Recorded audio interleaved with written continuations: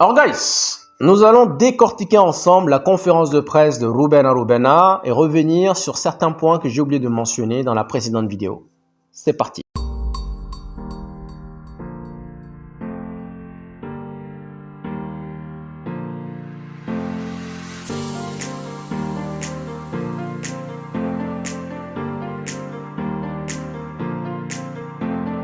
Guys, point numéro 1, le cas Garnacho. On a posé la question sur la performance, la prestation de Garnacho à Arubena. Il a répondu, depuis mon arrivée, je trouve qu'il s'est nettement amélioré. On l'a testé à l'intérieur, cela signifie en 10. On l'a également testé à l'extérieur, cela signifie en piston. Et franchement, il fait maintenant les replis défensifs. Je trouve qu'il a nettement progressé. Point très important, guys. Hier, Garnacho a été titulaire.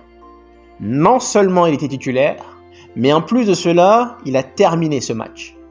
Je me dis, du moins c'est comme ça que je l'interprète, je me dis que Ruben Arubena veut envoyer un message fort à sa direction en leur disant que lui, je compte sur lui et j'ai strictement pas envie de le vendre. Pourquoi? Parce que généralement, quand vous avez un joueur qui est en train de papillonner avec d'autres clubs, qu'est-ce qu'on fait si vraiment on souhaite l'écarter? Si vraiment on souhaite le vendre, on va pas le faire jouer parce que dans le cas où il se blesse, derrière, il n'y a pas de deal. Donc si aujourd'hui, vous voulez vendre un joueur et que derrière, ce joueur se blesse, le deal, il tombe à l'eau. Donc pour moi, le fait de le titulariser de 1, c'est un message fort, mais en plus de cela, il a joué tout le match. Donc pour moi, sincèrement, c'est un message qu'il envoie à sa direction. Maintenant, quand on remonte il y a 2 semaines, voire 3 semaines, quand on lui a posé la question la première fois, qu'est-ce qu'il comptait faire de Meino et de Garnacho? Il avait répondu, je cite, « Je favorise toujours mes joueurs. J'aime mes joueurs et en aucun cas, j'aimerais les vendre, surtout s'ils sont aussi talentueux que Meino et Garnacho. » Voici les propos de Rubena il y a 2 semaines, 3 semaines. Hier, on lui repose la même question. Est-ce que vous pensez que d'ici la fin du mercato, Garnacho va oui ou non quitter Manchester United? Il a répondu, sincèrement, je ne sais pas. J'attends de voir. Certes, le mercato est ouvert, tout peut y arriver, mais pour l'instant, je me concentre surtout au prochain match. Donc, il y a un déséquilibre entre les premiers propos, quand il nous dit « moi je favorise mes joueurs, je souhaite les garder », et aujourd'hui il nous dit « je ne sais pas ». Donc pour moi, clairement, il y a une espèce de distorsion entre le board et Rubena sur le cas Garnacho. Parce qu'encore une fois, si vraiment il voulait l'écarter, il n'allait pas le faire jouer. Il allait le préserver, il allait tout faire pour vraiment éviter que celui-ci ne se blesse. Au lieu de cela, il l'a non seulement titularisé, mais en plus de cela, il a joué tout le match. Donc conclusion, 90e minute, 91e minute, 92e minute, il aurait pu se blesser. Et donc là, encore une fois, le deal tombe à l'eau. Donc par rapport à ça, pour moi déjà, guys, il y a un déséquilibre. Parce que je me dis en réalité, ce que Ruben à lui souhaite, et je pense que c'est ce que nous souhaitons tous, c'est vraiment garder Garnacho et aller chercher d'autres joueurs. Seulement pour cela, il faudrait que nos propriétaires, que ce soit Glazers ou Ineos, décident d'injecter de l'argent de leur poche. Tout simplement. Mais comme ils refusent de le faire, donc ils nous disent PSA, PSA, PSA, PSA, fair play financier. Nous sommes dans l'obligation de vendre avant de pouvoir acheter. Donc là, aujourd'hui, si jamais derrière on finit par vendre Garnacho, on va aller prendre un joueur. Encore une fois, ça sera une dette. Ça sera payé en plusieurs mensualités. Et derrière, on va venir nous dire non, c'est le PSA, c'est le fair play financier. Donc, encore une fois, pour moi, ce que Rubena souhaite, c'est vraiment garder Garnacho et acquérir d'autres joueurs. Malheureusement, comme je vous l'ai dit, si j'ai pas le choix, franchement, encore une fois, j'ai écouté différents avis. Certains me disent que selon eux, Garnacho, c'est l'homme du match. Moi, personnellement, j'ai trouvé brouillon. Mais c'est ça qui fait la beauté du football. On peut regarder le même match et au final, on a complètement une opinion totalement différente. Moi, j'ai trouvé brouillon. J'estime qu'il aurait dû marquer au moins 1 voire 2. Il tente. Mais encore une fois, c'est vrai, on le sait, c'est Garnacho. Il y a encore des réglages. Et c'est vrai, c'est le fait qu'il a mentionné qu'il a effectué les replis défensifs, c'est un point important. Et c'est vrai que hier, quand il a pris la balle, il aurait pu avoir également 2 voire 3 passes décisives. Parce que maintenant, c'est vrai, contrairement au Garnacho de l'année dernière qui prenait la balle et qui faisait et qui shootait, Maintenant, il fait des passes. Donc, encore une fois, on peut donner du crédit à Rubena. Parce que oui, je pense que tout comme Bruno, tout comme Garnacho, il est en train de les faire progresser, il est en train de les faire évoluer. Mais encore une fois, la question qui se pose, guys, Garnacho, aujourd'hui, il est moyen, on peut le bonifier. Mais si on n'a pas le choix, si nos propriétaires n'ont vraiment pas envie d'injecter de l'argent, on fait comment? Est-ce qu'on attend 1 an, 2 ans, 3 ans, 4 ans, 5 ans de le construire ou alors on va chercher quelqu'un de plus fort? Je pose réellement la question. Point numéro 2, les coups de pied arrêtés. Ça, c'est un fait que j'ai oublié de mentionner hier dans ma précédente vidéo. Il dit, on voit clairement que nous sommes largement bonifiés sur cet aspect. Coup de pied arrêté aujourd'hui, que ce soit défensivement ou offensivement, on travaille clairement là-dessus. Et honnêtement, guys, sincèrement, encore une fois, c'est un point que j'ai oublié de mentionner. Franchement, je vous dirais du moins 80% des coups de pied arrêtés hier, que ce soit Amad Diallo, Bruno Fernandes, Eriksen, c'était systématiquement magnifiquement bien tiré. On a eu Ugarte qui a eu la balle de 2-0. On a eu également Maguire qui s'est retrouvé seul. Et par miracle, il trouve le moyen de la mettre dehors. Donc, on a eu Ugarte, on a eu Maguire, on a eu le but de De Ligt. Petite parenthèse, je crois que sur l'instant T, moi, j'avais pas vu le but. Je sais pas ce que je suis allé faire ou je sais pas ce que je faisais, peut-être, mais j'ai pas vu le but. Et donc, il n'y a pas faute en réalité. Il n'y a pas faute. Quelqu'un m'a mentionné en commentaire en me disant, si on siffle faute sur le but de De Ligt, on devrait siffler également faute sur le but de l'égalisation. Parce qu'il y a poussette d'Harry Maguire, sur Harry Maguire. Mais en réalité, Harry Maguire, il a juste fait un mauvais calcul. Quand on regarde l'action, Harry Maguire, il a mal jaugé la hauteur du ballon et donc il a sauté trop tôt. Certes, il y a une poussette, mais dans tous les cas, c'est lui qui saute d'abord. Il saute alors qu'il n'était pas encore arrivé. Donc sur cet aspect, je me dis, guys, ça c'est but. Il n'y a pas faute. Mais sur le but de De Ligt, qu'est-ce que je voulais que je vous dise? Encore une fois, on nous l'a fait à l'envers. Mais honnêtement, et d'ailleurs Ruben l'a souligné en conférence de presse en disant que il y a certains buts qui sont validés en Première Ligue et d'autres qui ne sont pas validés donc, en Europe. Donc le même but peut être validé en Première Ligue et malheureusement pas être validé en Europe. Franchement, vu comment les arbitres sont sur notre dos, sincèrement, est-ce que réellement, même si c'était en Première Ligue, est-ce qu'on n'allait pas l'annuler? Parce qu'honnêtement, j'ai regardé cette action à plusieurs reprises.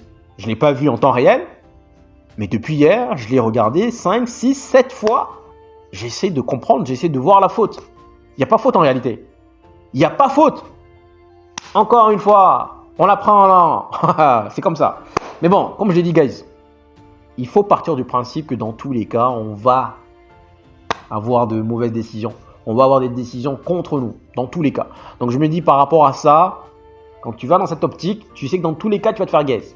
Que ce soit quand toi, tu as le ballon, que ce soit contre toi, tu vas te faire gaze. Ça rend plus fort. Donc on va aller malgré cela. Donc franchement, guys, les coups de pied arrêtés, encore une fois, Ugarte, Maguire, De Ligt, je trouve qu'aujourd'hui, on commence à les tirer un peu comme Arsenal. Ça, c'est ce qu'on appelle des patents. Il y a du travail derrière, guys. Il y a énormément de travail. Rubena travaille. Et je me dis qu'il est en train de s'inspirer justement, parce que Ten Hag avait tendance à venir nous dire, ouais, franchement, ce que je fais, c'est je prends le bon côté de chaque match et j'essaye un peu d'équilibrer les choses. Et derrière, entraînement, il n'y a rien qui change. Alors que là, justement, ça, comment on a commencé à les tirer, ça me rappelle Arsenal. Et je me dis que tout de suite, plutôt que d'attendre l'année prochaine, il a déjà commencé à le restaurer. Petit à petit, on commence à avoir les glimpses. Donc honnêtement, franchement, hier, coup de pied arrêté, c'était trop bien tiré hier. Et je me dis, c'est nettement positif, honnêtement, pour les prochains matchs à venir. Coup de pied arrêté hier, donc ça devient une arme. Encore une fois, je crois qu'on a vu les statistiques. Combien de fois est-ce que Manchester United se retrouve dernier en tant que but encaissé? Défensivement, on sait très mal défendre sur corner. Offensivement, la dernière fois qu'on a marqué sur corner, c'était quand? Donc, on a eu le but refusé de De Ligt. On a eu également le but de Jack Portland. Portland, guys, pour la petite histoire, c'était un ancien joueur de Manchester United. Du moins, il a été prêté pendant 6 mois. Il est arrivé, je crois, si ma mémoire est bonne, en janvier 2023, histoire d'épauler Derea. Mais bon, on connaît Ten Hag et son favoritisme. Il n'a joué malheureusement aucun match. Donc il y a des personnes qui disent que soi-disant, le fait que ce soit un ancien joueur, il nous a donné le point. Petite parenthèse, cette séquence, elle a été tournée après la vidéo. C'est-à-dire que j'ai fini la vidéo, les 2 parties, j'ai commencé à faire le montage et là, je suis tombé sur cette image. Donc je me suis dit, je vais quand même l'insérer. Alors je pose la question, est-ce que oui ou non, cela ne ressemble pas à des adieux de Garnacho envers le public d'Old Trafford? Visage fermé, en train de regarder le public justement. Est-ce que oui ou non, ce n'est pas un indice assez fort, assez révélateur, qui nous pousse à croire que Garnacho est en train de partir? Et quand on revient également sur les propos de Rubén Arubena en nous disant « j'attends de voir ce qui va se passer », est-ce que oui ou non, on n'a pas déjà la réponse au final? Parce que là, franchement, je regarde l'image, je vois un joueur tristouné qui applaudit le public. Est-ce que ce ne sont pas des adieux? Encore une fois, si on me repose la question, est-ce que oui ou non tu le vends? Je vous répondrai de la même manière. Je suis entre 2 chaises. Je suis conscient qu'il n'a que 19 ans, qu'il aura certainement 20 ans en juin prochain. Donc il y a encore le temps pour lui de l'améliorer, de le bonifier, vraiment de le faire progresser. Mais en même temps, je me dis, si j'ai pas le choix, j'ai pas le choix. Le vrai problème, c'est que je n'ai pas le choix. Nos dirigeants, malheureusement, nous ont mis dans une situation peu commode. C'est un joueur qu'on aime bien. C'est la même chose en fait qui se reproduit sur le cas McTominay. Bon, déjà McTominay, moi je vais le voir partir, mais beaucoup d'entre vous voulaient le garder, mais là c'est la même chose. Conclusion, si on n'arrive pas à vendre Garnacho, on ne fait pas venir un latéral gauche. Dorcu ne viendra pas. Et en réalité, guys, si on revient rapidement sur le match, le simple fait que Malacia soit rentré hier, en ne faisant pas grand-chose, c'est-à-dire en n'étant pas extraordinaire, tout de suite, l'équipe a commencé à mieux jouer. Tout simplement parce qu'on avait simplement un latéral gauche. Donc encore une fois, moi, Garnacho, je l'aime bien. Mais nos regards doivent se tourner vers les propriétaires qui nous ont mis dans ces conditions. Donc encore une fois, guys, je ne fais que spéculer, mais on dirait les au revoir. On en saura probablement plus demain ou après-demain, mais on dirait les au revoir. Donc, encore une fois, comme je l'ai dit, cette séquence, elle a été tournée après la vidéo. Je l'insère ici avant justement de vous dire au revoir par la suite. Et ensuite, généralement, à la suite d'un match, j'ai tendance à aller écouter les différentes réactions des joueurs, interviews, conférences de presse du coach, mais également de temps en temps, je vais me balader sur différents comptes YouTube, TikTok des supporters adverses, histoire justement de m'imprégner d'une vision de l'adversaire, d'une autre perspective. Et je suis tombé sur 2 opinions, 2 avis qui m'ont assez interpellé et je voulais partager cela avec vous. Le premier, c'est l'avis d'un supporter des Rangers, le deuxième étant un supporter de Manchester United. Celui des Rangers, il était à Old Trafford, donc il a regardé le match, il a donné son avis juste après, donc à la sortie d'Old Trafford. Il a dit, je cite, « Cette équipe de Manchester United est une équipe de merde. Malgré le fait que nous soyons venus ici à Old Trafford avec une équipe complètement remaniée, beaucoup de blessures, une moyenne d'âge de 23 ans, ils n'ont pas su dicter leurs lois. Tout est pourri ici, le stade est pourri, le public est pourri. Malgré le fait qu'il y ait 70 000 supporters de Manchester United, au final, on n'entendait que nous. Les propriétaires sont pourris. Je me dis que certainement, cette équipe de Manchester United va finir relégable et donc être en championship l'année prochaine. Alors, guys, déjà, on va essayer de recontextualiser les choses. C'est l'avis d'un supporter adverse. Bien évidemment, il pensait avoir pris un point à Old Trafford. Finalement, il retourne chez lui, il bredouille. Donc forcément, on peut sentir un peu d'amertume dans son discours. Mais en dehors de ça, également en dehors du fait qu'il souligne le fait que cette équipe de Manchester United sera probablement relégable. Pourquoi ça ne sera pas possible? Ça, c'est mon opinion. Ça ne veut pas dire que ça revient, mais ça, c'est mon opinion. Je me dis, de la même manière que je vous dis pas de Hamad pas de Manchester United, c'est de la même manière que je vais vous dire pas de Manchester United, pas de Premier League. Pourquoi? Parce que honnêtement, voici comment je vois les choses, cela serait un désastre financier pour la Premier League si jamais Manchester United se retrouvait en Championship. Quand on parle de Premier League, on pense tout de suite à Manchester United. Donc pour moi, honnêtement, si jamais, j'espère pas, mais si jamais on arrive à se retrouver à la 17e position, je pense que quelque part, on va finir par avoir des pénaltys par miracle. Mais honnêtement, je ne vois pas Manchester United descendre. Mais en dehors de ce fait, guys, j'ai envie de vous dire masterclass. Pourquoi? On l'a souvent souligné. Old Trafford, le public, il dort. On entend le public se réveiller après un but. Mais jamais on entend les supporters crier, scander le nom des joueurs en début de match. On attend que les joueurs marquent avant de commencer à crier « Bruno, Bruno, Bruno, Bruno, Bruno ». Et honnêtement, guys, encore une fois, malheureusement, ce club aujourd'hui, c'est devenu marketing. Et du coup, aujourd'hui, même quand vous allez à Old Trafford, vous êtes touriste et vous allez vous rendre compte que vous êtes assis à côté de d'autres touristes. Donc, vous regardez, généralement, vous êtes assez gêné de vous réveiller pour dire « Ouais, ouais, ouais ». C'est très bizarre. Donc, les Ultras sont partis, on l'a souligné à plusieurs reprises. Malheureusement, encore une fois, guys, les Glazers, ils sont en train de tuer ce club à petit feu. Il dit les propriétaires sont nazes. C'est également une vérité, guys. Les propriétaires de Manchester United sont nazes. Que ce soit Ineos, que ce soit Glazers, ils sont nazes. Pourquoi est-ce que nous devons vendre avant de pouvoir acheter? Est-ce que Arsenal fait ça? Est-ce que Liverpool fait ça? Est-ce que City fait ça? Non. Non. Donc oui, les propriétaires sont nazes, il faut quand même le mentionner. Et également, le stade est pourri. Petite parenthèse. J'entends souvent des supporters de Manchester United qui disent oui, franchement, c'est normal que pour l'instant, ils ne se préoccupent pas des transferts parce qu'ils ont un stade à construire. Guys, ils ne vont pas construire leur stade, le stade de leur poche. Faut bien le comprendre. C'est-à-dire que là, Ineos, ils sont en train de chercher des investisseurs, oui, qui seront prêts à financer cet événement, mais en aucun cas, ils vont mettre de l'argent de leur poche pour financer ce stade. Donc, l'argument stade ne tient pas. Le stade, il est pourri. Leak. Le toit, il est en train de couler. Ensuite, deuxième avis.